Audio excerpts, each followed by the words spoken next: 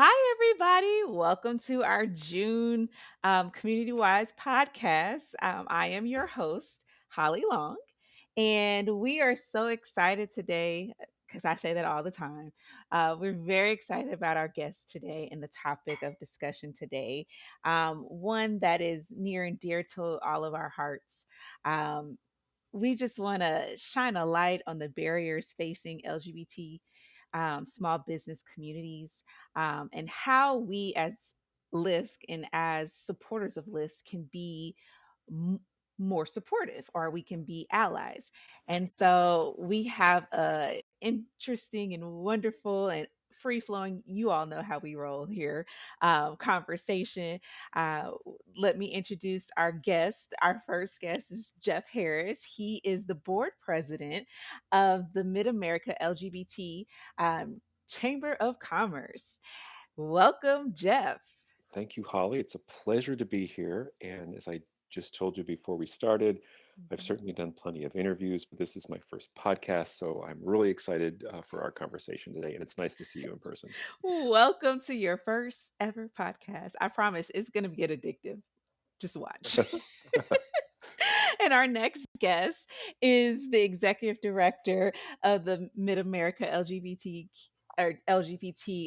Chamber of Commerce, and her name is Suzanne Wheeler. Suzanne, welcome as always. You're on mute, Suzanne. See, this is what happens in podcasts. We always have technical difficulties. Let's give this one a try. Can you hear me now? We can hear you loud and clear. Wonderful. Well, thank you, Holly. And hi, everybody. I'm really excited to be here. Well, let's just kick it off right and get going into it. So, Suzanne and I had a pre podcast conversation where I like to call it a little just conversation of meeting of the minds, of the flow and the direction of our conversation. And I learned so much. I hit it off. I adore you. And I'm just so glad that we are in this space of learning and of educating and of just bringing awareness to issues and how we can create a more inclusive environment for everyone. And the quote that you told me on Friday about equality, do you remember that? Oh, no. I give so many people so many different quotes. I don't remember. Oh, no. So you told me we Oh, cannot I got practice. this one. Oh, We can't be okay. equal unless we're all equal. So, That's I right. love that. And as a African American woman in this world, that hits home even more so in this time of where we are culturally, um, as in everything that's going on in our world. So I appreciate that. And let's get this kicked off, right? So in our conversation, you talked about that, and you also talked about you are the fifth largest LGBT chamber of commerce in the nation. How did that happen? How did we begin? How did y'all get to status of the fifth biggest?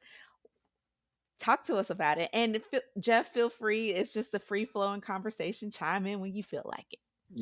I'll let Suzanne tell the kind of where we came from story. And then I was thinking a little bit about why we're the fifth largest. And I have a theory, but I'll let Suzanne go first. well, Cool. I'll give you a little bit around where we came from. We were started by a businessman here in Kansas City, the name of Dan Nielsen. Mhm, Um, he was a out gay man in his personal life, but not in his business life, because he mhm, was worried what the impact was going to be mhm, on his business life if he came out. mhm, Hallmark Cards, which is a cornerstone company here in Kansas City. Uh, Dan did a lot of contracting for Hallmark and knew Don Hall and went to Don Hall and explained to him his situation. mhm, And he and Don decided that the best place to start would be with an LGBT chamber. Dan had been involved at the national level with the National LGBT Chamber and had Mm-hmm. just gone to a had gone to a convention with them when he came back and talked to Don. So he got with NGLCC, again, the National Chamber, and they decided that they would kick off an organization. When they originally started, they expected maybe 50, 100, 150 people at the most, and that it would basically be primarily a networking organization. And we're only 9 years old. So, and in that time, we have grown from those, you know, those very humble roots to where we are now as a chamber over 400 members, and one that, is involved in all kinds of partnerships and advocacy across all realms of business within the Kansas City metro and our region. Wow. So, Jeff. So Holly, you prepared us for this question about why we're the fifth largest, and I gave it some thought, and I think Mm-hmm. it's the combination of time and place, and so bear with me. Oh, this is So good. as Suzanne said, we started about 9 years ago, which was 2012, Yeah. and that was an interesting kind of time for the LGBT community. So it's generally agreed that around 2008, 2010, Mm-hmm. these two lines finally crossed. And the two lines are the number of people who are open to and accepting of LGBT individuals and Yeah. LGBT culture Mm-hmm. and relationships. Mm-hmm. Those people became finally greater than the people who weren't. Wow. So the yay line finally went above the nay line. Right. And so I think the timing was really really meaningful. Mm-hmm. If we had if we had started back in 1990, maybe wouldn't have been the fifth largest. But I think the timing was just right, Mm-hmm. and then I also think the place was just right. So there are certainly kind of parts of the country that have much longer been very accepting and and created a lot of space for the LGBT community. Mm-hmm. New York, San Francisco, Mm-hmm. Chicago, Miami, Los Angeles. And there are other parts of the country that maybe haven't Mm-hmm. been. I think the place of Kansas City is this interesting kind of almost crossroads, not crazy about that word, but almost this Yeah. kind of crossroads of, frankly, kind of some open and progressive values and some more conservative values. And so I think the place was a place where there was a lot of pent up need. Right. There was a lot of Right. pent up interest, maybe that people didn't even recognize. So that when we came onto the scene about 9 years ago, we just kind of shot through the roof almost from the start. So I think it's this great combination of time and place that has, Mm-hmm. and Suzanne, correct me if I'm wrong, it didn't take us 9 years to become the fifth largest. Like we were there in a matter of Mm-hmm. years. So I think it's the time and place that led to us being such a large organization on the national stage. Wow. So going back to your quote, Suzanne, about equality and all of that, how how does that happen, right? And you told me that a lot of your volunteers drive the programming, or your members slash volunteers drive the programming in your organization and shine a light on the inequities in the workplace and just the world in general. Can you tie this all into me and like explain like what is needed to truly provide true equality across the board for everyone? Oh, wow. That's a huge question. I wish I knew the exact answer to it, Yeah. because then we'd solve everything. I know, We'd right? be all done, wouldn't we? Um, you know, one of the things where we focus on is the business world and Right. economic equality. Right. Pretty much all of our advocacy has a nexus Mm-hmm. between LGBTQ equality and the business needs and driving a more accepting and inclusive culture Mm-hmm. in the business world. Mm-hmm. One of the things that we see that happens a lot is policy gets passed, procedures get put in place, but and we're seeing more and more of that, and we really champion that and appreciate that, and how much work that actually takes. However, when it comes to the LGBTQ community, we Mhm. don't always see those policies and procedures put in place by the C suite Right. or by the owner or wherever Mhm. that translates down through culture and existing organizations. Mhm. So, one of the areas that we try to help with is working with companies to make those policies and procedures translate Right. into a spot where somebody feels comfortable walking into their desk and putting a picture out Oh, of their spouse, of their yeah. same-sex spouse, Yeah. or walking into the HR office, or telling their fellow employees, I'm Mhm. going to transition. Mhm. Those that's one of the places we need to get.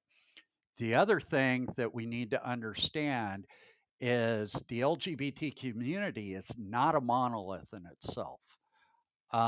We There are a myriad of intersectionalities that come into our community, and I can speak on behalf of myself Mhm. as a well-educated white trans woman who has a lot of privilege in my life, Mhm. but that doesn't translate over, and I can't speak to the experience of my sisters and brothers of color, Mhm. and the challenges that they face within their own communities, and then through systemic racism that they face Mhm. every day. Um, I can try my best to learn, try my best to listen, and try my For best to sure. address those things, but I can't speak for all of those things. And Exactly. really, that's what that whole quote is about, is we're not all equal until we are all equal, For sure. simply because I've got advantages, and I know that, and coming in I know that. And but I also know that I'm not going to be equal until Mhm. somebody who doesn't have those same advantages is Mm. equal in the in our economy and also across our entire community. I think that's the importance of realizing your privilege and making and paving the way for others who aren't as in that same position. And I commend you all for that. And that's something that lists that we take to heart. Helping communities of color, specifically, um, we want long-term stability in whether that's housing, whether that's the economy, whether that's having capital or access to capital for small business growth, things of that nature. Lifelong generational wealth is what we as an organization believe in. And that's where I see the intersection of our partnership together. We all are we're going about the same mission in different ways to accomplish it, and I truly adore that for you all, and for this partnership. I do want to parlay into the conversation of being a business owner or a small business owner, because that is one of our big tenets at LISC. Access to capital, access to, we provide loans, financing for small businesses, like I just mentioned. And in our pre-conversation, we found a lot of similarities about the lack of resources and the access to capital. Do you mind expounding? You or Jeff, feel free whenever. Do you mind explaining to us some of those barriers that um, our brothers and sisters face as business owners, as small business owners? And even how, like you mentioned about corporate partners, how we can tweak those policies and procedures to be more inclusive. Eh, so this is a loaded question. And how can we as allies provide a better, help make a more inclusive environment for everyone? That's a lot. Uh, one of the challenges that the LGBTQ community has, many members of the LGBTQ community have, Mhm. is self-disclosure. And when you're talking about access to capital, you don't get access to capital without disclosing.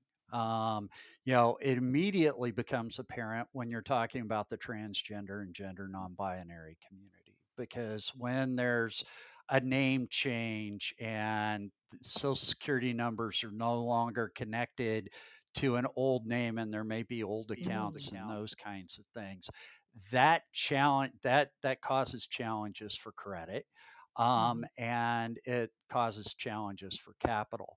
But the same thing happens, much like when I talked about our origin story. A lot of it happens too when somebody who's not out coming into their small hometown bank and they ask about a spouse, and that spouse may be same sex.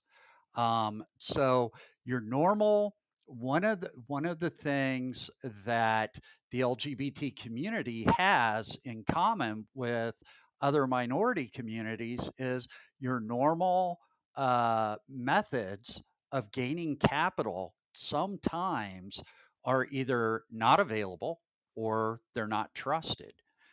Mm. And again, I go back to our discussion around equality.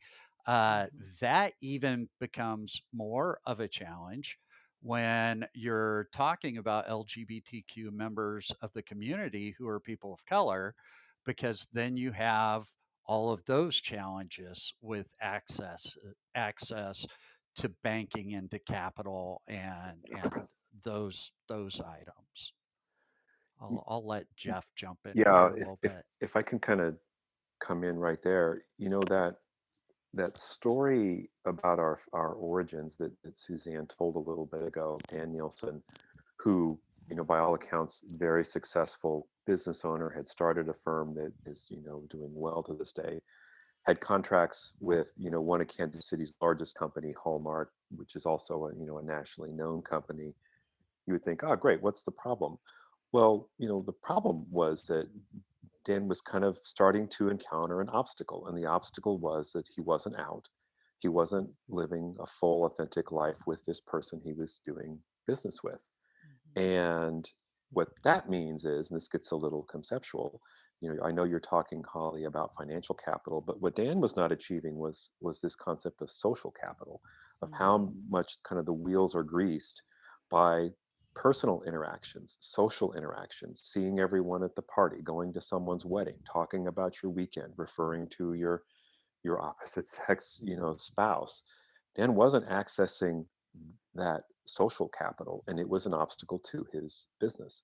Yeah. And Suzanne's kind of referring to that a moment ago, how much business success, kind of ultimately rests on those types of social and personal connections that if you're not in the LGBT community, if you're in the majority straight cis community, you don't even think about. You take them for granted, and this is Mhm. where we intersect with other communities. If Mhm. frankly, as Suzanne talked about her identity a moment ago, I'm a cisgendered white man. Those are some interesting little categories I have found myself in. When you're Mhm. in majority categories, you don't have to think about social capital. It's kind of handed to you.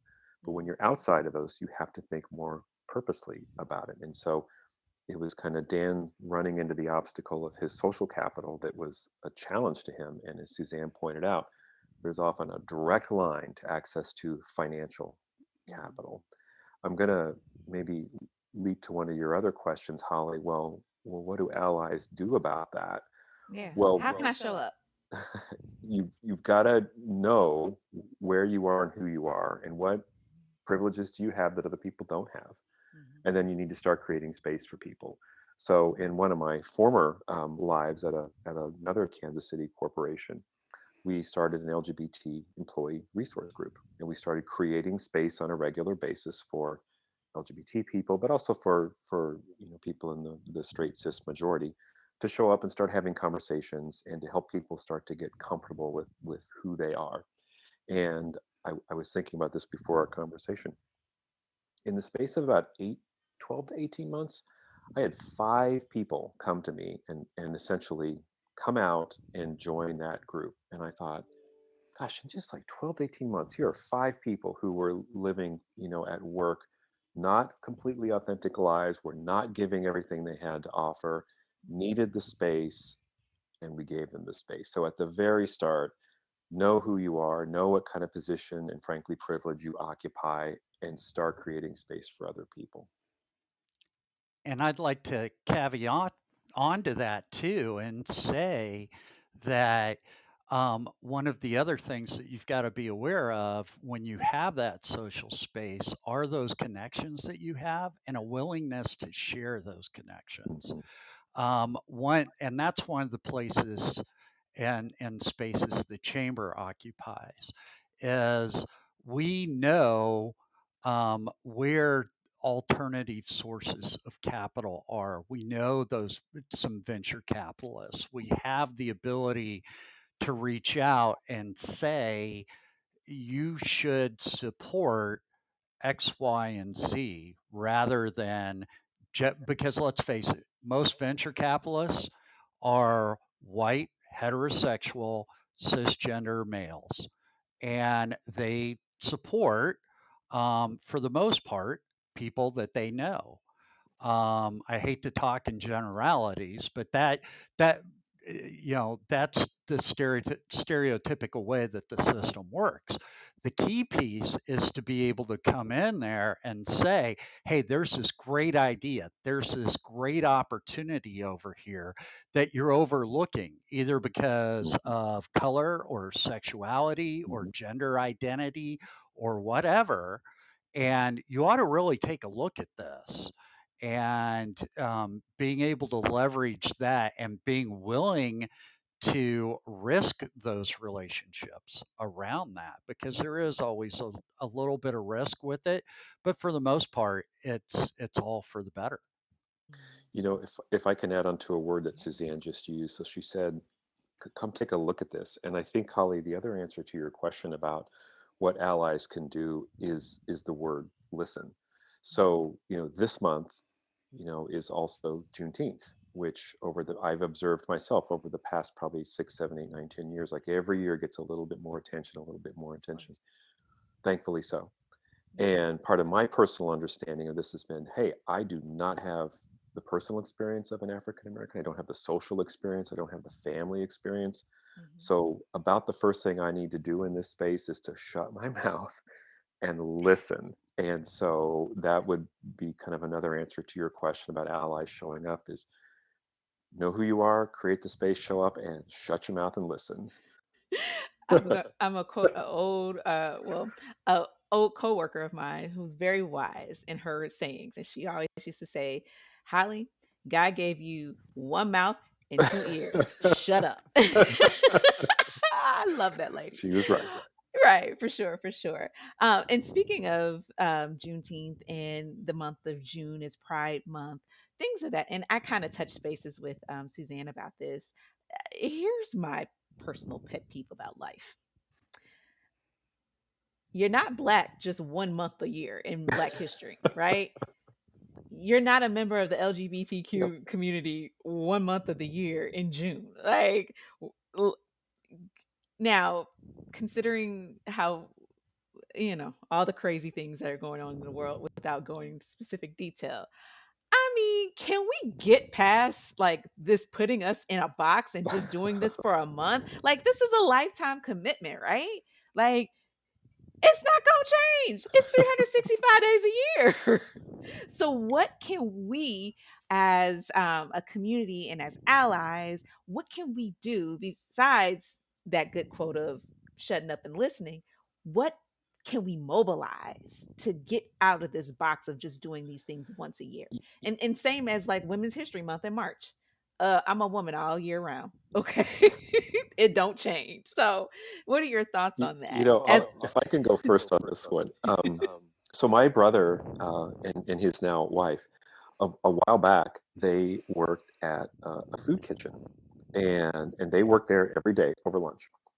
And like clockwork, in the weeks leading up to Thanksgiving, they would get phone calls from very well-meaning people saying, "Hey, we want to come work, you know, at the kitchen on Thanksgiving."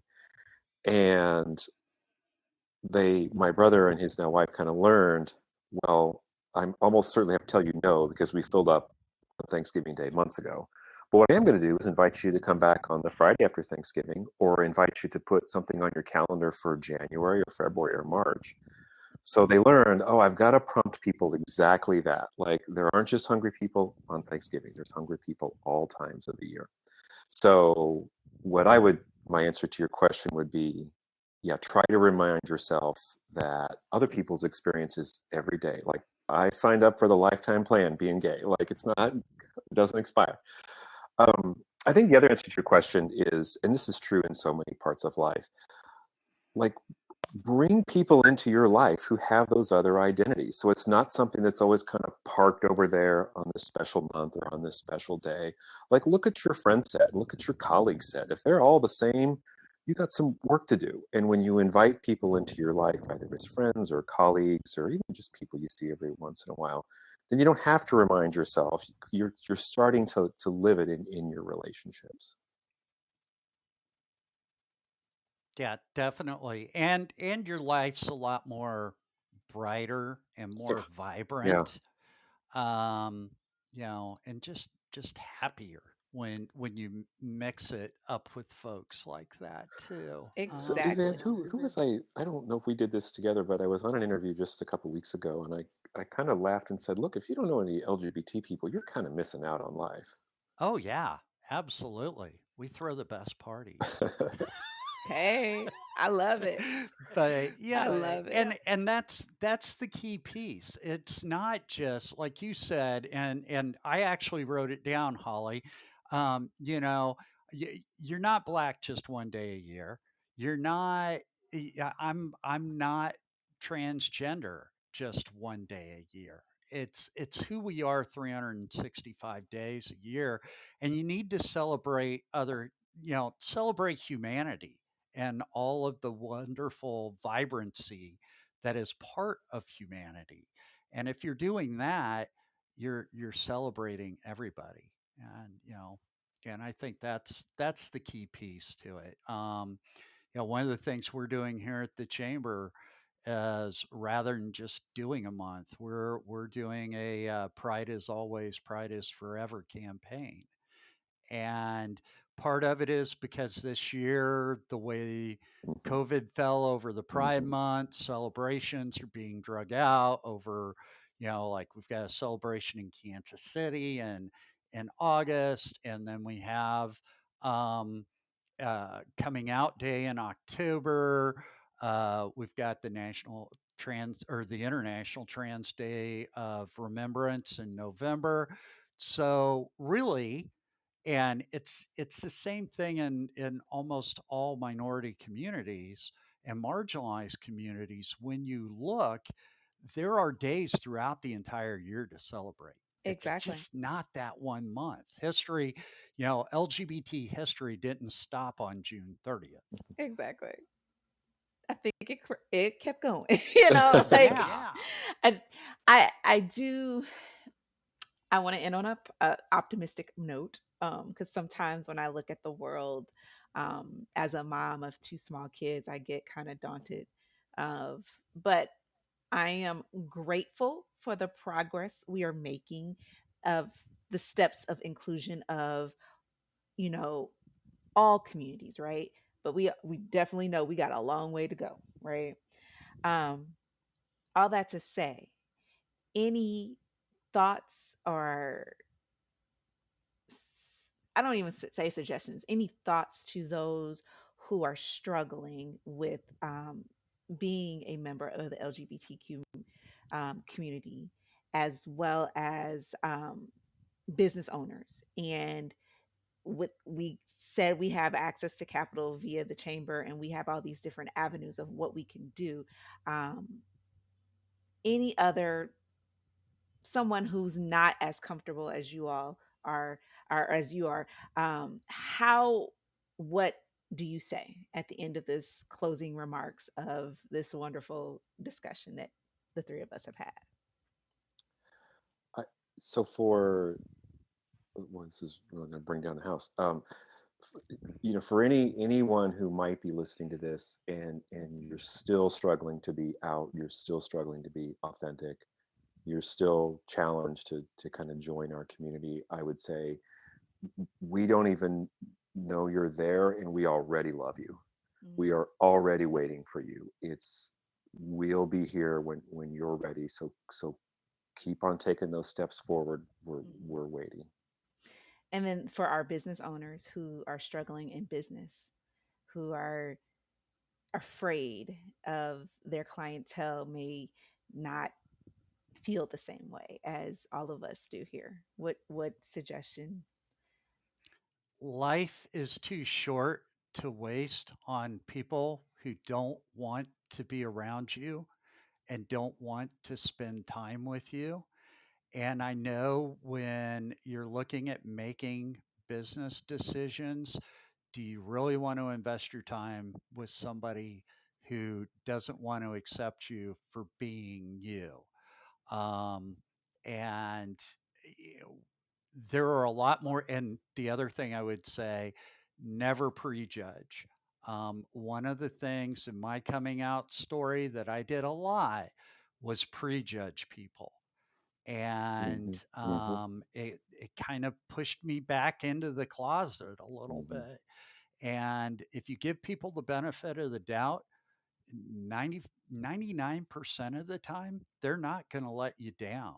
They're going to accept you for who you are and continue to do what's right for, you know, their business, the world, and also you. Wow. I've always learned you go someplace, excuse me, you rather be celebrated than tolerated. So that's good. Oh, I Hmm. love that. I'm writing that one down too. Well, I know that we've gone over our 20 minutes and we could continue to talk about philosophical things that we could change about the world for our future, for generations that are following us. Um, but I thank you both for sharing your time and your heart and your energy, just to bring a little sunshine into this daunting world of realities that sometimes. And I commend you both on the work that you're doing, um, that will ultimately help hopefully my children's generation become more inclusive, in all fronts, from sexual orientation to race to ethnicity to all of it. So I'm for it. So I thank you both. You have been gracious guests, and I hope that we can do this again. Because, like I said, it's more than just one day and 1 month. Okay, Oh we can yeah, talk. definitely, Yeah, Yeah, definitely. and we're not done yet. we're not done yet. The work has just begun. Holly, And we're thanks so. always happy to come back. Yeah, Holly, So thanks so love Hey, the much for work you. you all do. Thanks for your time. This has yeah. been just a nice conversation in the middle of a day. I really appreciate it. Well, yay. And I'm sure we'll get together and figure out other ways that we can partner, with LISC and the chamber, and we'll figure it out. We look forward to that. All right. Thank you so much.